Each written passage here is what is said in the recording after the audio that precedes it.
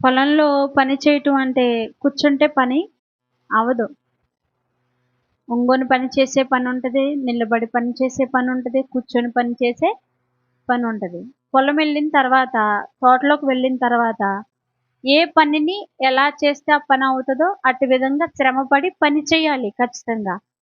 అలా చేసినప్పుడే ఏమవుతది పని పూర్తవుతది. తోటలోకి వెళ్ళి మనం అక్కడ కూర్చొని పనయిపోవాలి అనంటే పని ఏమాత్రం అవ్వదు. నువ్వెన్ని రోజులెళ్లి తోటలో కూర్చున్నా, ఆ పని అలాగే ఉంటది. నువ్వు ఎళ్తావు, వస్తావు రోజులు, సంవత్సరాలు కూడా వెళ్ళిపోతాయి. అలాగే దేవుని సన్నిధికొచ్చినప్పుడు కూర్చొని నేను పరిశుద్ధంగా జీవించాలి అంటే అవ్వదు. జీవించాలి అనే తపన ముందు మన హృదయంలో ఉండాలి. ఆ తపన ఎప్పుడైతే ఉంటదో, మనం దాన్ని ఖచ్చితంగా చేస్తాం. తోటలో పనుందని తెలిసినప్పుడు మనం ఏం చేస్తాం? అది పని చేసుకోవాలి. చేసుకోకపోతే మనకి ఆల్ దానికి దానికి మన అవసరతలో తీరబ తీర్చవు, తీరబడవు అనని మనకు తెలిసినప్పుడు ఏం చేస్తాం? కష్టపడి పని చేస్తాం.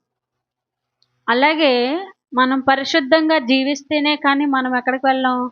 పరలోక రాజ్యానికి వెళ్ళమనే సంగతి మనకు తెలుసు. కానీ మనం ఎలా జీవిస్తామంటే, పరిశుద్ధంగా జీవిస్తున్నాము అన్న ఆలోచనలోనే ఉంటాం కానీ, నిజంగా మన జీవితం పరిశుద్ధతగా ఉండదు. చివరికి ఎవరు నష్టపోతారు అనంటే, దేవుని వాక్యం చెప్తుంది చాలా స్పష్టంగా. మోసపోకుడి, దేవుడు వెక్కిరించబడ్డు. ఎవరు ఎక్కిరింతల పాలవుతారంటే, నేను పరిశుద్ధతలో జీవిస్తున్నానులే అనే భ్రమలో జీవిస్తారు కదా! వాళ్ళేమవుతారంటే చివరికి వెక్కిరింతల పాలవుతారు. మోసపోకుడి, దేవుడు వెక్కిరించబడడు. ఏది విత్తుతామో అదే కోస్తాం. గనక 5 అధ్యాయాల్లో చాలా స్పష్టంగా, చాలా క్లుప్తంగా మనం దేవుని లేఖనాల్ని ధ్యానం చేసాం. శత్రువును కూడా ఆయన ప్రేమించాడు. చెడ్డవారి మీద, మంచివారి మీద ఒకే సూర్యుడిని ఆయన ఇచ్చాడు. ఒకే వర్షాన్ని ఇస్తున్నాడు.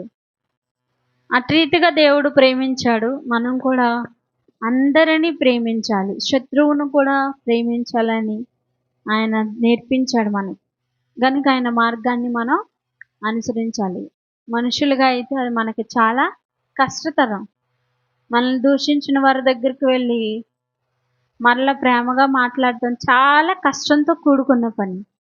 నువ్వు పనికిమాలిన వాడివి అనని ఎవరైతే మనల్ని అంటారో, అసలు వారి దరిదాపుల్లోకి మనం వెళ్ళడానికే ఇష్టపడం.